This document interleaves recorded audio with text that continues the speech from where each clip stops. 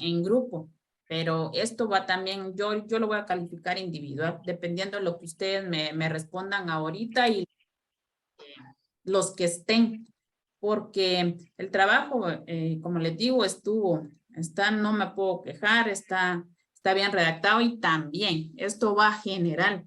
Ustedes saben que yo siempre les he dado confianza a ustedes para que me pregunten cuando no entienden un trabajo y especialmente ahorita que yo no les di clase, hubieron alumnos que hasta mi casa me vinieron a buscar para que yo les explicara cómo quería el trabajo. Entonces, yo siento que entre ustedes se pregunten está bien, pero a veces hay dos grupos que no me hicieron bien el trabajo. Unas porque les preguntaron, no sé a quiénes de ustedes, porque como les digo, el trabajo de grupo de Amairani, el grupo de Mari y el grupo de Mariela estuvo excelente. Entonces, yo siento que a la que le tienen que preguntar es a la docente, no entre ustedes, porque si no entre ustedes se hacen más bolas y no hacen nada bien. Entonces, sí, cuando sea, y peor, ahorita que yo no les había dado clase y no estaban como quería yo el trabajo y que a la larga yo les había pedido un caso para cada uno de ustedes que lo resolvieran. Luego, en conjunto con otros compañeros de ustedes, quedamos porque yo estoy abierta para que se puedan opinar, mire, ¿por qué no lo hacemos en grupo? Mire esto, mire el otro, y a la larga, pues, estuvo bien porque no sé cómo se repartieron el trabajo, pero ahorita que yo les pregunte, vamos a ver cómo fue quién trabajó más y quién fue el que le entendió más. Sí, dígame, Mari. Licenciada, yo creo que las instrucciones usted las dio muy claritas en el grupo y que sinceramente cuando nosotros queremos hacer las cosas nos tenemos que guiar también por las instrucciones que se dan en el grupo porque para eso está el grupo, ¿verdad?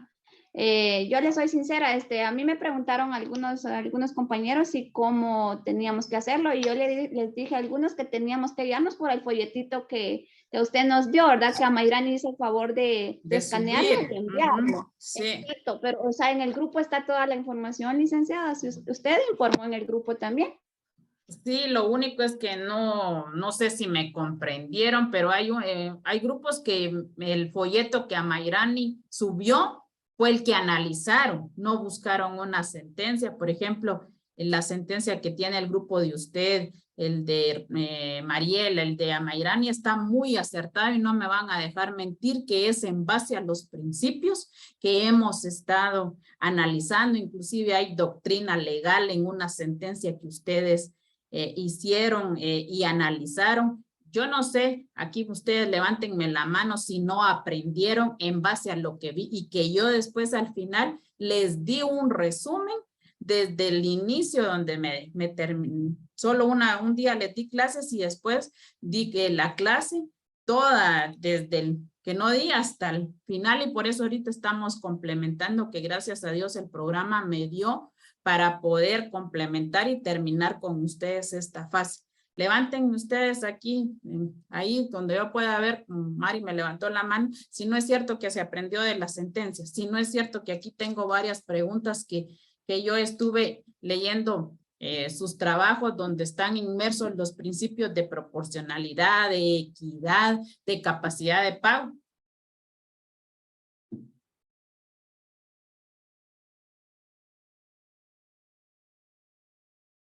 Quiero ver manos levantadas o a Mayrani, William. Bueno, pues la verdad es de que sí se aprendió bastante porque por lo menos para poder adaptar todo conforme guiarnos conforme al archivo de cuál se envió escaneado, también se tenía que leer y analizar muy bien la sentencia para poder realizar el análisis conforme a lo solicitado.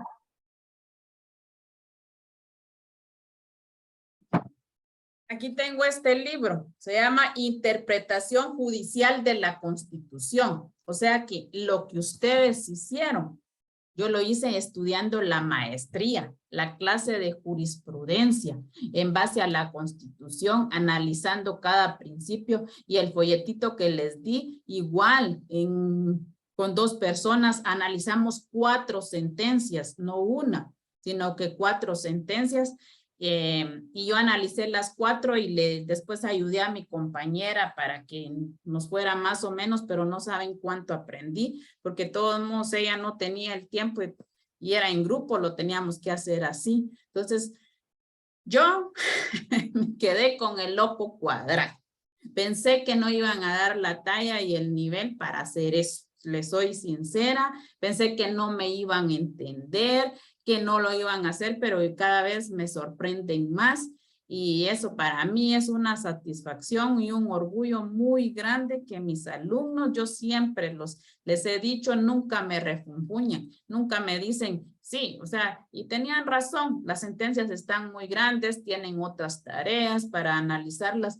Uno, y qué bueno que fueron en grupos, lo hicieron en grupo y a la larga lograron el objetivo y es de una maestría que les dejé una tarea, que es otro nivel, patojos. Ya pasamos los privados, ya son abogados y notarios para poder estudiar una maestría y son alumnos, estudiantes que es un reto que hicieron esto, no digamos, no van a hacer la tesis.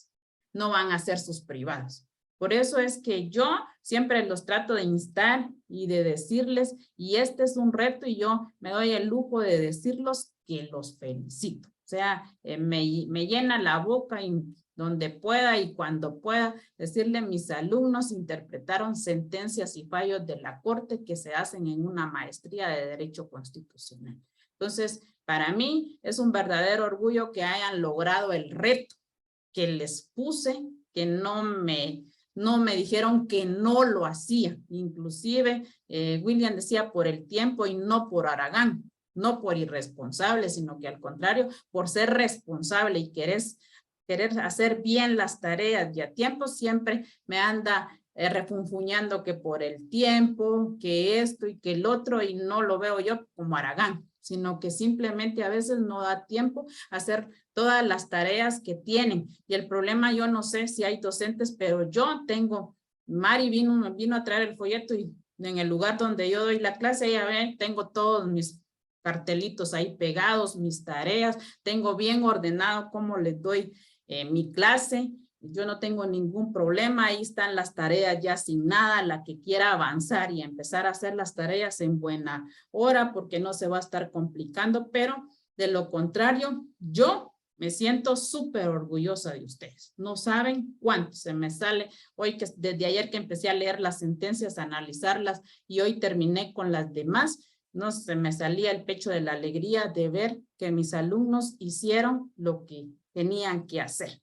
Entonces, vamos a terminar con esto y luego vamos a analizar un par de cuestiones que les voy a preguntar. Estábamos en la interpretación e integración y es muy importante que ustedes se den cuenta tanto de las fuentes como de la interpretación. ¿Para qué? ¿Y por qué se está dando esto, patojos? Porque ustedes en un momento dado como abogados y notarios llegan y les quieren, por ejemplo, aquí hay reglamentos que si la gente quisiera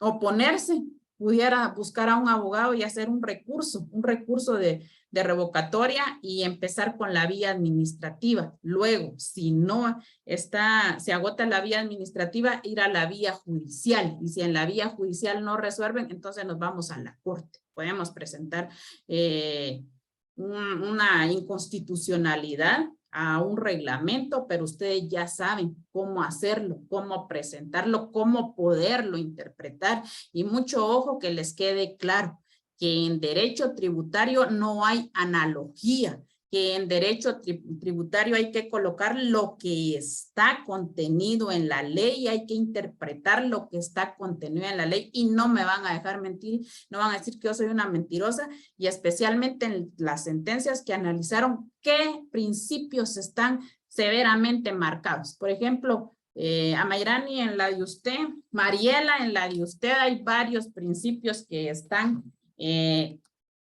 exactamente marcados. Dígame usted, por ejemplo, Amairani, qué principios ha estado marcados ahí en las sentencias. Y un artículo de la Constitución. Si no usted, Mariela, porque en la suya hay varios. Yo tengo aquí apuntados varios principios. Puede apoyar, si no es Mariela, puede apoyar también Noelia y Ezequiel, que están en el grupo, en el de Amairani, que está William, que está Vivi. Gánense sus puntos, patojos. Empiecen y digan o levántenme la mano el que quiera hablar ahí. Porque ahorita al menos... Licenciada, ¿Qué manda? en el documento de nosotros está el principio de legalidad en materia tributaria. Noelia, ¿verdad? Ajá. Aquí no hay más. Sí, muy bien. El artículo 239. Artículo 239, licenciada. Sí. 239. De la sentencia ya tienen 5 puntos. O sea, ya está. O sea, ya los grupos ya tienen los 5 puntos. Solo me hacen falta remarcar aquí. ¿Por qué? Porque ustedes tienen que empezarme a responder porque lógicamente si solo uno lo hizo, magnífico, porque ese uno hizo el trabajo y lo hizo bien hecho. Entonces, no hay ningún problema, pero quiero saber. O sea, está el artículo 239. ¿Y qué dice el artículo 239 de la Constitución? Que enmarca el principio de legalidad. ¿Y qué dice? Que corresponde con exclusividad al Congreso de la República decretar impuestos ordinarios, extraordinarios, arbitrios, contribuciones especiales conforme a las necesidades del Estado y acuerdo a la equidad y justicia tributaria. Aquí está enmarcado en esas que manda. También está el principio de capacidad de pago. Está regulado en el 143. Sí, en el de ustedes. Sí, lo tengo aquí. Muy bien, Ezequiel. Bueno, entonces vamos con la interpretación. Aquí dice restrictiva. Es aquella que se restringe o reduce el sentido literal de la ley. Hay diversas sobre este criterio de interpretación. Las principales y más conocidas son indubio contra fisco. Esta restrictiva dice que él es literal, por eso les hacía preguntas.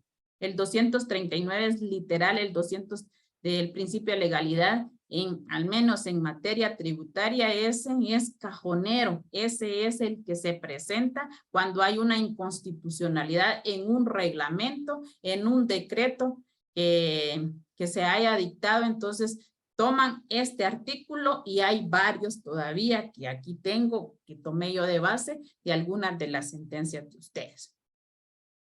Este de indubio contra fisco, este método tiene hoy en día fuertes partidarios y es la que se sustenta todavía en los tribunales de los Estados Unidos de Norteamérica. Los primeros sostenedores de esta regla fueron los romanos, al decir que no incurrían en falta, quien en caso de duda resolviera en contra del fisco. O sea que esto decían que se podía resolver, que fueran...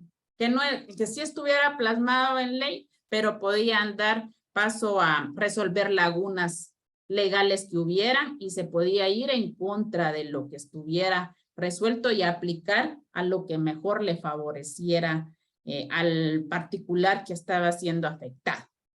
Dice que no era quien interpretara leyes fiscales contra el fisco. Los italianos argumentan al respecto que si el legislador es el autor de la norma, el poder público debe de sufrir las consecuencias de una norma oscura o deficiente, pues siendo los tributos cargas que se imponen a los particulares en caso de oscuridad o de duda, debe estarse por la no imposición. Eso dice el indubio contra fisco. En cambio aquí no, aunque dicen que si hay, no son claras, oscuras, ambiguos, se tienen que interpretar de acuerdo a los principios analizados, inmersos en la Constitución Política de la República, en los artículos 4 y 5 del Código Tributario y en la ley del organismo judicial. Eso es lo que enmarca nuestra legislación guatemalteca. Este sí, en cuanto a la interpretación restrictiva y el indubio contra fisco, sí, podían, si había,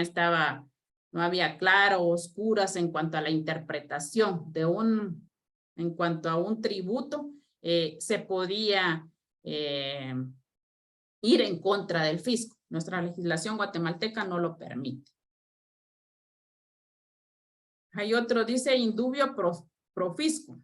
El Estado moderno no establece contribuciones para enriquecerse o acumular tesoros, sino que solamente exige hasta donde lo requieren las necesidades públicas. Esta tesis ha sido criticada porque nadie está obligado a pagar más de lo que legalmente le corresponde. Luego, lo que unos dejen de pagar por errores o lagunas de leyes no tendrá por qué afectar a los demás. Las leyes deben de interpretarse a favor del fisco. Este segundo principio se originó como una reacción contra el primero.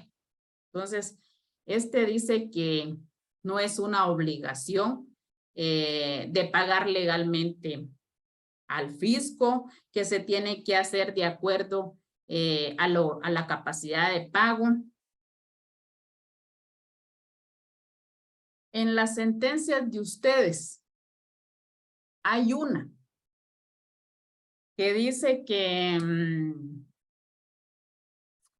se va a interponer a la municipalidad de Olopa, Chiquimula. Yo creo que es el de Mariela, Ezequiel y Noel. Ahí, ¿qué pasó ahí? Cualquiera de los tres que quiera explicar en qué se basó, por qué interpusieron una inconstitucionalidad al reglamento que emitió el Consejo Municipal de Olopa, Chiquimula. ¿Qué estaban cobrando?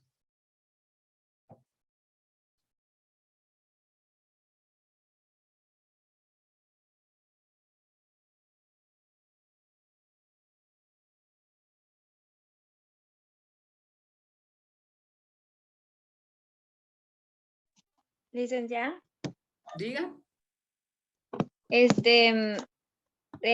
Aquí se promovió la inconstitucionalidad objetando los numerales 1 y 2 del artículo 13 del plan de tasas, dice, rentas y multas y demás tributos para la municipalidad de Olopa.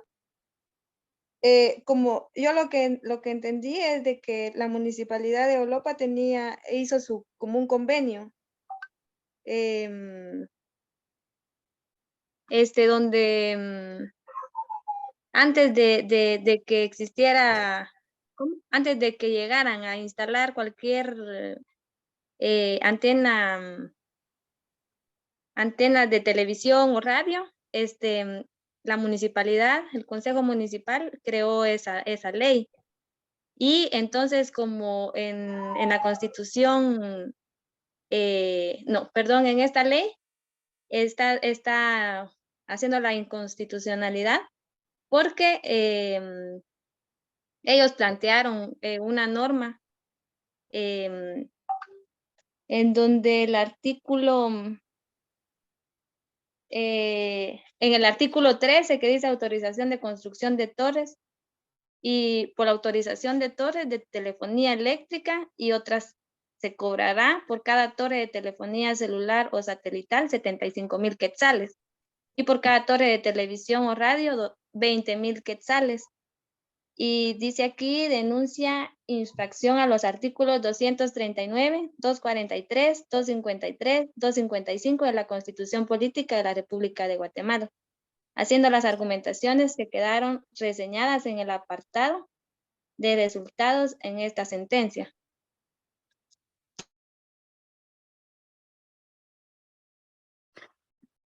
La municipalidad de Olopa, Chiquimula, hizo un reglamento, el cual el Consejo Municipal lo aprobó, se llevó a publicar al Diario de Centroamérica y en ese reglamento estaba que si llegaban personas que querían poner antenas de teléfono, se les cobrara 75,000 quetzales. Si hubieran antenas de televisión, 20,000 quetzales. Pero ojo, aquí va la pregunta para ustedes tres.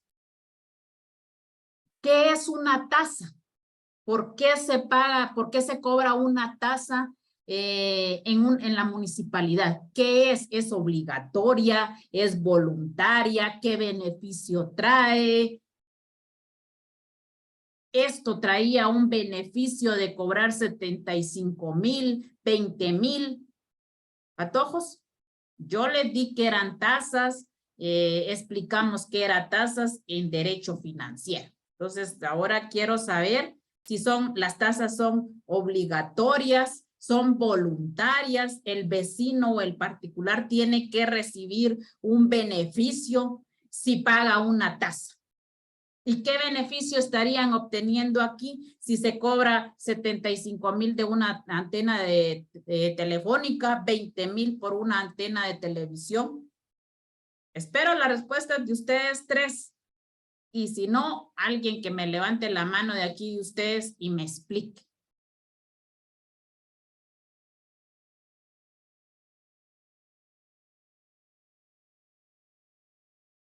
Diga, Agustín.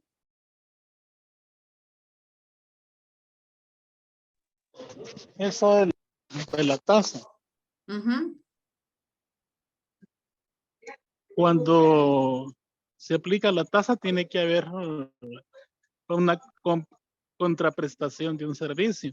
Ujú. Pues si no hay contraprestación de un servicio, entonces no es tasa, sino que de repente están creando un arbitrio. Muy bien, Agustín. Y además con la tasa, yo puedo para decidir si necesito ese servicio, no necesito ese servicio.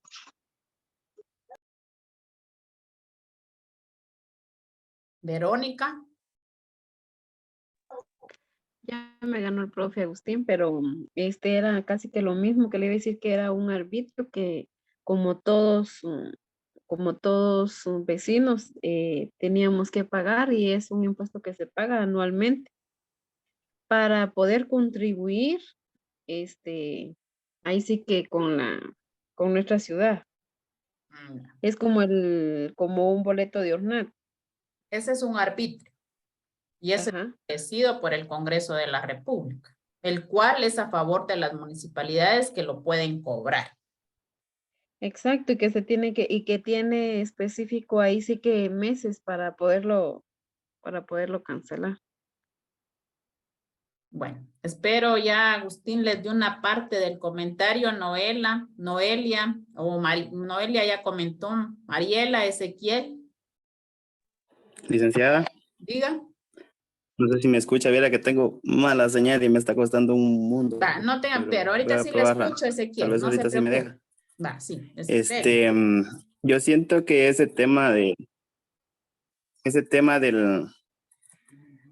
lo que hicieron los señores concejales de Olopo, pues obviamente es más tema económico, que ellos pensaron que iban a obtener. que no se iba a dar cuenta nadie, pues me imagino, ese tema era así como que sacarle raja al municipio, ¿va? Sí, muy bien. Sí, porque realmente ahí está violando, ahorita le voy a comentar qué artículos. El Muy artículo bien. 239 del que ya Ujú. hablamos, y el Sí. 255 de la Constitución, ¿verdad? Ujú. Entonces, lo que yo considero ahí es que estos señores querían a pura ley brindarle ese servicio a la población, y que como a veces uno no sabe de derecho, la mayor parte de la población pues no sabe de derecho, pues iban a acatar las disposiciones que ellos tenían en Así mente, es. ¿verdad? Pero Así es. Sí. hubo algún listo ahí, que en este caso fue el señor, vamos a ver si me recuerdo, el señor se llama Marco Vinicio Cintujo, Sí. fue quien promovió La la inconstitucionalidad. inconstitucionalidad, ¿verdad? Entonces ellos no se imaginaron que iban a tener esa desfase ahí, ¿verdad? Era un negocio cuadrado para ellos todo este tema, como todo aquí en Guatemala, ¿va? Ezequiel, ¿ustedes se reunieron con Noelia, Mariela, los tres a leer la sentencia, o cada quien agarró una parte y uno analizó una parte? Si lo hicieron así, está bien. Yo lo que quiero es que en realidad, pues el que analizó una parte me diga qué analizó de la parte, qué le entendió de la parte, para luego hacer el análisis, porque...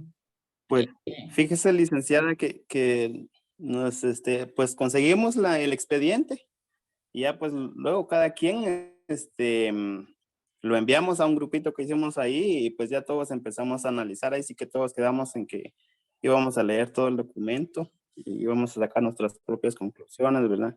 Y así que cada quien, después nos pusimos de acuerdo que, por ejemplo, yo iba a hacer la primera parte, por ejemplo, ¿verdad? Mariela iba a hacer la segunda parte, igual Noelia, ¿verdad? Entonces lo hicimos por parte, pero quedamos en el acuerdo de que íbamos a leer el expediente completo, ¿verdad? ¿Cuántas hojas tenía la sentencia o páginas, Ezequiel? Uy, no recuerdo, licenciada. Pero Sí, eran la, bastantes. sincero, no le puse coco porque dije yo, si me pongo a ver cuántas páginas son, me voy a estresar. Entonces lo que yo me puse a hacer es que me puse a leer. No lo hice en un par de días, ¿verdad? Pero, Está bien. ajá, más o menos como lo hice. ¿Están de acuerdo los tres en que sí era necesario darle que la Corte haya fallado de inconstitucionalidad en ese caso? Los tres. Quiero decir que Ezequiel diga sí, que Noelia diga que sí y Mariela que diga que sí. Yo digo que sí, licenciada, estuvo bien. Noelia. En mi caso también, licenciada, considero que sí. Y si usted pudo darse cuenta, más basándonos, ¿verdad?, en lo que son los principios de legalidad, razonabilidad y proporcionalidad, y también la Ajá. capacidad de pago, que en Exacto. base a ello fue que realmente se dio la inconstitucionalidad. Así es, así es. Una tasa es que yo voy a pagar, voy a ser beneficiado el servicio del agua. Pago mi tasa, recibo mi canon de agua. En cambio aquí, los concejales, y como dice Ezequiel, se querían ver beneficiados, especialmente ellos, porque iba a llegar Tigo, les iba a pagar 75,000, iba a llegar Claro, iban a pagarle 75,000, y como dice Ezequiel, nadie se iba a dar cuenta. El beneficio era para ellos, no para la comunidad. Por ejemplo, aquí, como bien lo dice Mariela, ahí mismo en la sentencia que ustedes analizaron decía que para poder hacer una tasa o especialmente un arbitrio, tenía que estar primero que estuviera emitido por el Congreso de la República, donde autoriza que las municipalidades pueden cobrar la cantidad de 75,000 quetzales por antena que vayan a poner las empresas telefónicas. No, ellos bajo la manga se sacaron a emitir el reglamento y que las empresas telefónicas fueran a pagar. Estaban violando el principio de legalidad. Además, dice el principio de capacidad de pago, porque tampoco estaban viendo si tenían capacidad económica. Claro, digo, claro, son empresas con una gran cantidad de, manejan cantidades de dinero para pagar eso, pero están violando también ese principio porque dice no estaban haciendo conciencia capacidad de pago para poder pagar eso. Yo decía contribuciones económicas para bienes municipales de uso común, sino que una tasa es por servicio. O sea, definitivamente estaban violando el principio de legalidad, el principio de proporcionalidad, porque no había ni equidad ni igualdad. Entonces, este señor, como dijo Ezequiel, estuvo listo y presentó la inconstitucionalidad. Igual, por ejemplo, aquí se emitió el reglamento de establecimientos abiertos al público, pero yo hacía la diferencia. Por ejemplo, aquí, está bien, yo tengo mi tienda, tengo mi ferretería, tengo mi restaurante. ¿Qué servicio me puede dar la municipalidad si voy a ir a pagar una tasa si no me está contribuyendo al servicio para ir a pagar porque habían varias tarifas? Pero ¿qué pasó? Entonces vino y se reformó el reglamento de establecimientos abiertos al público. ¿Con qué? Con el único objetivo de hacer un ordenamiento en el municipio y que así se tuviera un orden cronológico y ordenado de cada establecimiento abiertos al público y que únicamente la municipalidad iba a cobrar una licencia para poderse inscribir el negocio, haciendo así mismo, viendo la capacidad de pago de la persona, si podía o no pagar, porque decía alguien, ¿cómo va a ir a pagar una tortillería 300, 400 quetzales? Entonces también se vio eso para poder reformar el reglamento de establecimientos abiertos al público y decía pagar única tarifa de 500 quetzales por 5 años. Vencía esa licencia 5 años, había que volverla a renovar y volver a pagar eso. Ojo, pero también decía en la modificación que si los 500 quetzales no podían solventarse porque no tenían capacidad de pago, podían hacer una solicitud dirigida al consejo y que éste la rebajara o bien la exonerara. ¿Hay alguna violación ahí? ¿Se podía hacer de inconstitucionalidad con todas esas salvedades que yo les estoy diciendo en reglamentos de establecimientos abiertos al público? ¿Sí o no?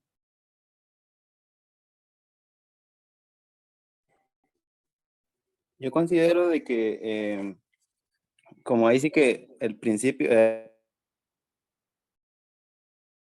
ahí sí que el principio, como usted ya lo indica, licenciada, principio de legalidad. Obviamente ellos no lo hicieron legalmente, ¿verdad? Quisieron, como ya le indicaba, como se trabaja aquí en Guatemala en muchas instituciones de gobierno que lo hacen muy superficial y que lo hacen, si usted se da cuenta, por ejemplo, cuando hay un nuevo decreto en el Congreso o cuando aprueban una ley, lo hacen muy superficialmente para que la población no lo pueda comprender, ¿verdad? Entonces, por eso, y eso en vez de beneficiarnos, probablemente, por eso es que existe tanta pobreza en nuestro país, ¿verdad? Porque muchas veces no entendemos de lo que nuestros legisladores pues nos están hablando, ¿verdad? Y al final, como en este caso, yo considero de que fue así que un trato con las empresas estas para que ahí sí que el Consejo Municipal pudiera tener esas facilidades. Ahí sí que económicas, ¿verdad? A costa de lo que dice, ahí sí que del municipio, ¿verdad? Así es. Ahí estamos. Gracias, Ezequiel. Hacía este análisis por esto en cuanto de indubio contra el fisco, indubio pro fisco, porque una está que se puede solventar con las lagunas las lagunas legales, se podían interpretar a favor del particular. Este indubio pro fisco dice que las leyes deben de interpretarse a favor del fisco, o sea, este va a favor, el otro iba en contra. Y hay una mixta donde dice que se debe de buscar la armonía entre los contribuyentes y los intereses del fisco. Está la interpretación escrita y literal. Esta significa interpretar, evitar la interpretación analógica. Por eso le decía no cabe. Asigna a la norma el alcance manifiesto indubitable. ¿Qué quiere decir indubitable? Que hasta lo busqué. Que no puede dudarse. Se tiene que basar en el sentido literal de la norma. Que si dice que, igual como dice el principio de legalidad, que corresponde con exclusividad al Congreso de la República decretar impuestos y arbitrios, no se puede dudar. Ahí está establecido, está literal que el encargado de decretar impuestos, arbitrios es el Congreso de la República. Los seguidores de este método expresan que los sistemas de interpretación admitidos por el derecho en general no son aplicables al derecho tributario y que dada la naturaleza especial de sus normas, estas solo deben de interpretarse en términos literales, de un modo rígido y estricto. Así dice, leer literal. Y es rígido porque no se puede cambiar, no se puede interpretar de otra forma, sino que exclusivamente literal.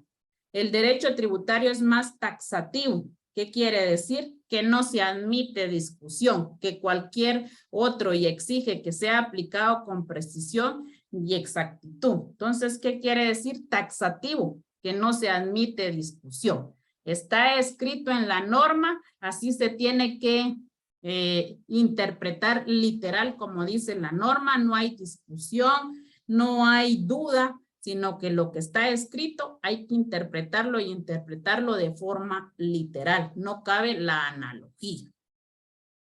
Esta interpretación tiene como ventaja que destaca los defectos, errores, oscuridades o lagunas de la ley. Está escrito, no puede decir que el Poder Ejecutivo las municipalidades pueden emitir arbitrios, no. De una forma taxativa, indubitable, dice que el único en su artículo 239 que lo puede hacer.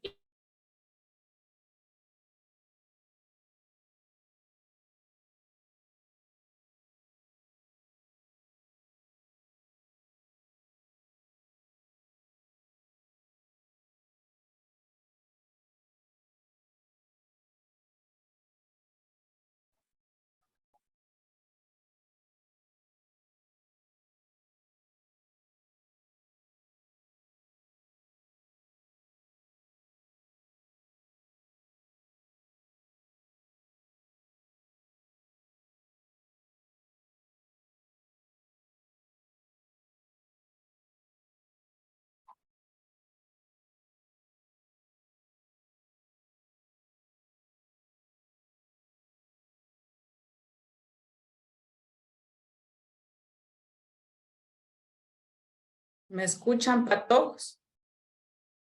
Sí, licenciada. Ah, porque me sacó de repente.